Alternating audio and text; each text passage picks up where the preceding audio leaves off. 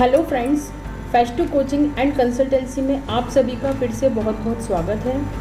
आज हम फिर से central electricity authority measures relating to safety and electric supply regulations 2010 के आगे का लेक्चर देखते हैं। पुराने लेक्चर्स का सीरीज़ जो है मैंने पूरा नीचे शेयर कर दिया डिस्क्रिप्शन बॉक्स में, उसका lectures from lecture 1 to lecture number 12 तक का। ये लेक्चर नंबर 13 है और ये रूल है रेगुलेशन हम कैसे खोल सकते हैं, इंटरनेट से कैसे इसको ले सकते हैं, उसका लिंक भी नीचे डिस्क्रिप्शन बॉक्स में है, आप प्लीज़ वहाँ देख लीजिएगा। आज हम आगे का लेक्चर देखते हैं। इंडेक्स पे जाते हैं हम चैप्टर 1, चैप्टर 2, चैप्टर 3 ये सब हम कवर कर चुके पिछले लेक्चर्स में। अब हम इसमें आज देखने वाले हैं regulation number 30, periodical inspection and testing of installation. ये है रेगुलेशन नंबर 30 जो बात करता है periodical inspection and testing of installations की। इसमें है sub regulation 1, where an installation is already connected to the supply system of the supplier और trader, every such installation shall be periodically inspected and tested at intervals not exceeding 5 years, either by the electrical inspector or by the supplier as may be directed by the state government in this behalf, or in the case of installations belonging to or under the control of central government, and in the case of installation in mines, oil fields and railways by the central government। इसमें ये कहा गया है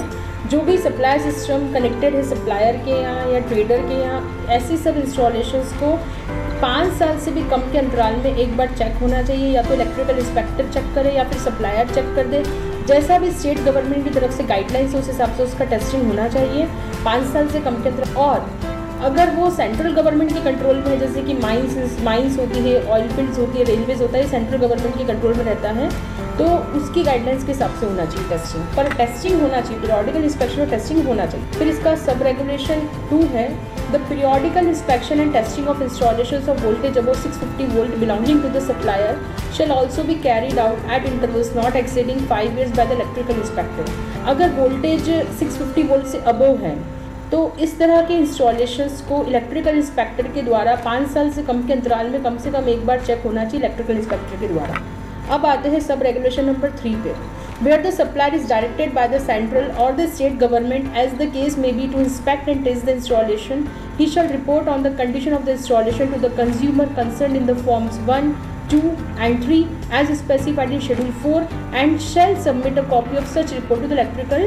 inspector. जहाँ पर central या state government ने supplier को डायरेक्शंस दिया है, सप्लायर को कहा है कि आप इंस्पेक्ट करो, आप टेस्ट करो इंस्टॉलेशन को, तो उसे टेस्ट करने के बाद एक रिपोर्ट बनानी होगी जो कि फॉर्म 1, फॉर्म 2 एंड फॉर्म 3 के हिसाब से होगी, और शेड्यूल 4 में फॉर्म्स दिए हुए हैं उसके हिसाब से उसको रिपोर्ट बनानी होगी और उसकी कॉपी उसको सबमिट करनी पड़ेगी इलेक्ट्रिकल इंस्पेक्टर। मतलब इलेक्ट्रिकल इंस्पेक्टर अगर इंस्पेक्शन कर रहा है तो ठीक है, अगर सप्लायर कर रहा है स्टेट या सेंट्रल गवर्नमेंट के बिहाफ से तो उसे रिपोर्ट सबमिट करनी पड़ेगी electrical inspector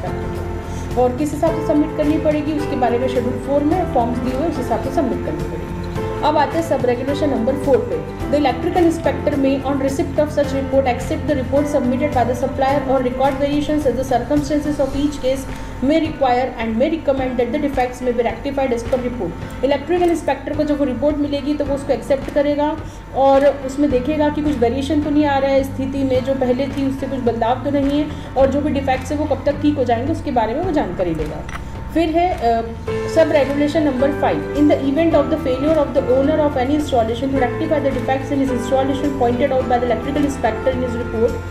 and within the time indicated therein, such installation shall be liable to be disconnected under the directions of the electrical inspector after serving the owner of such installation with a notice for not less than 48 hours। अगर ऐसा हो जाता है कि owner जो है वो installation के डिफेक्ट्स ठीक करने में फेल हो जाता है और इलेक्ट्रिकल इंस्पेक्टर को ऐसा लगता है कि ये इतने टाइम में नहीं पूरा कर पाया है, तो इलेक्ट्रिकल इंस्पेक्टर उसको 48 आवर्स के अंदर डिस्कनेक्ट कर सकता है उस इंस्टॉलेशन को। ये उसके पास पावर्स रहते हैं, ओनर को इसकी जानकारी देके 48 आवर्स में वो डिस्कनेक्ट कर देगा उस इंस्टॉलेशन। आगे देखते हैं, provided that the installation shall not be disconnected in case an appeal is made under sub rule 1 of rule 8 of qualifications, powers and functions of chief electrical inspector and electrical inspectors issued by central government by GSR 481E dated 17/8/2006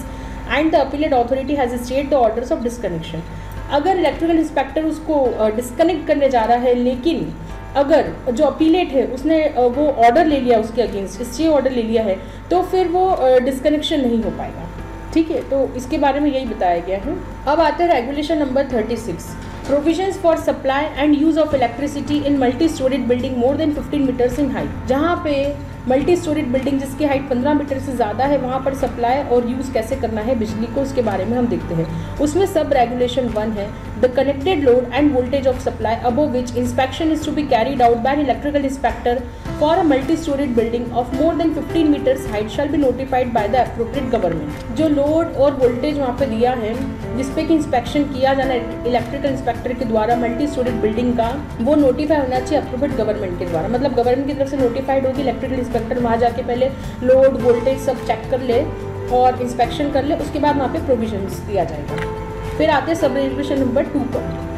Before making an application for commencement of supply or recommencement of supply after an installation has been disconnected for a period of 6 months or more, the owner or occupier of a multi-storied building shall give not less than 30 days notice in writing to the electrical inspector, specify that in the particulars and installation the supply of electricity shall not be commenced or recommenced within this period without the approval in writing of the electrical inspector. Suppose कोई ऐसी building है जो 6 महीने से ज़्यादा वहाँ का disconnect किया हुआ है इंस्टॉलेशन या सप्लाई, तो ऐसी कोई बिल्डिंग में अगर आपको बिजली कमेंस करवानी है, वापस लानी है या फिर नई तरीके से वापस लानी है, मतलब या तो नया कनेक्शन है या फिर पुराने को वापस कमेंस कर रहे हैं, दोनों ही केस में इलेक्ट्रिकल इंस्पेक्टर को एक रिटर्न का देना पड़ेगा नोटिस, और उसको 30 दिन का वक्त देना पड़ेगा ताकि वो इसको चेक कर सके। उसके पहले आप इसको चालू नहीं कर पाएंगे सप्लाई को, ये कहा गया है इसमें। आगे देखते हैं sub regulation number 3, the supplier और owner of the installation shall provide at the point of commencement of supply a suitable isolating device with cutout or breaker to operate on all faces except neutral in the 3-phase 4-wire circuit and fixed in a conspicuous position at not more than 1.70 meters above the ground so as to completely isolate the supply to the buildings in case of emergency. Supplier या owner जो भी है उस installation को, उसको वहाँ पे suitable isolating device लगवाने पड़ेंगे जिसमें कटआउट भी हो या फिर ब्रेकर हो हर फेस पे, और न्यूट्रल को छोड़ के 3-फेस न्यूट्रल को छोड़ के और 4-वायर सर्किट को छोड़ के, और ऐसी जगह पे लगाने पड़ेंगे जो कि ग्राउंड से 1.70 मीटर से ज़्यादा ना हो,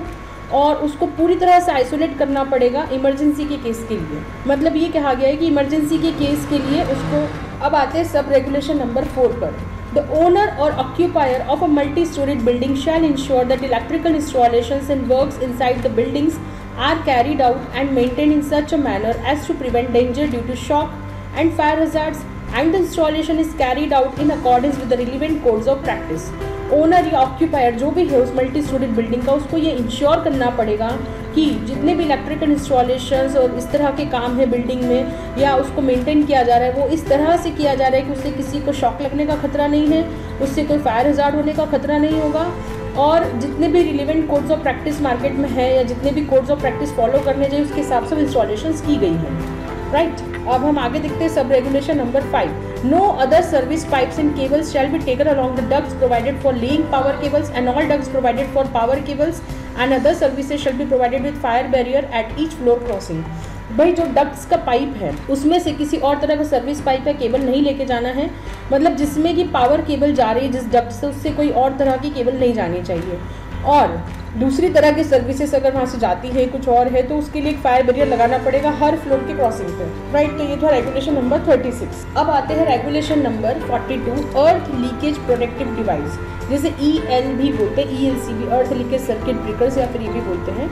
मतलब प्रोटेक्टिव डिवाइसेस ऐसी सुरक्षा उपकरण जो कि अर्थ की लीकेज को रोकते हैं। The supply of electricity to every electrical installation other than voltage not exceeding 250 volt below 5 kilowatt and those installations of voltage not exceeding 250 volt which do not attract provisions of section 54 of the act shall be controlled by an earth leakage protective devices so as to disconnect the supply instantly on the occurrence of earth fault or leakage of current। इसका एक ही फंडा है कि अगर अर्थ में leakage हो रहा है, अर्थ लीकेज हो रहा है, करंट मतलब लीक हो रहा है, तो एक प्रोटेक्टिव डिवाइस लगा दो ताकि वो उसको किसी को वहाँ पे डिवाइस रहेगा तो फिर वो लीकेज करंट से आपको शॉक नहीं लगेगा। यही मेन फंडा होता है अर्थ लीकेज प्रोटेक्टिव डिवाइसेस का। अब ये कहाँ लगाना है, तो जहाँ जहाँ पे इलेक्ट्रिकल इंस्टॉलेशन जिसमें कि वोल्टेज जो है 250 वोल्ट से ज़्यादा नहीं है और 5 किलोवाट से कम है वहाँ पे पावर, और या फिर वो इंस्टॉलेशन जिसमें वोल्टेज 250 वोल्ट से ज़्यादा नहीं है लेकिन सेक्शन 54 और सेक्शन 54 जो है एक्ट का, एक्ट मतलब इलेक्ट्रिसिटी एक्ट 2003, उस एक्ट के उसको मतलब उस प्रोविज़न में नहीं आता है। तो वहाँ पे अर्थ लीकेज प्रोटेक्टिव डिवाइस लगा देना चाहिए ताकि हम इमीडिएटली पावर सप्लाई कट कर पाए अगर अर्थ फॉल्ट या लीकेज ऑफ करंट होता है। Provided that such earth leakage protective device shall not be required for overhead supply lines having protective devices which are effectively bonded to the neutral of supply transformers and conforming to regulation number 73। ये अर्थ leakage protective devices overhead supply lines में नहीं चाहिए, right. Overhead supply lines में जहाँ पर already protective devices लगे हैं और वो न्यूट्रल से कनेक्टेड है, bonded to the neutral of वो ट्रांसफार्मर के न्यूट्रल से लगे हुए हैं और रेगुलेशन नंबर 73 के हिसाब से लगे हुए हैं, तो वहाँ पर अर्थ लीकेज प्रोटेक्टिव डिवाइस लगाने की ज़रूरत नहीं है। तो आज के लेक्चर में हम इतना ही देखते हैं। होप आपको मेरे लेक्चर से समझ में आ रहे होंगे। अगर आपको मेरे वीडियोस अच्छे लगते हैं तो प्लीज़ मेरे channel FAST2 coaching and consultancy को लाइक कीजिए, सब्सक्राइब कीजिए, इसे अपने ग्रुप्स में, फ्रेंड सर्कल में इसे शेयर कीजिए इसके वीडियोस को एंड तक देखिए। अगर आप किसी और स्पेसिफिक टॉपिक पे वीडियो चाहते हैं सेफ्टी से रिलेटेड तो प्लीज़ मुझे उसके बारे में बताइए कमेंट्स करके यूट्यूब चैनल पर, ताकि मैं वो वीडियोज़ आप तक पहुँचा सकूँ। और जल्दी ही मिलते हैं नेक्स्ट वीडियो के साथ। तब तक के लिए धन्यवाद। Thank you.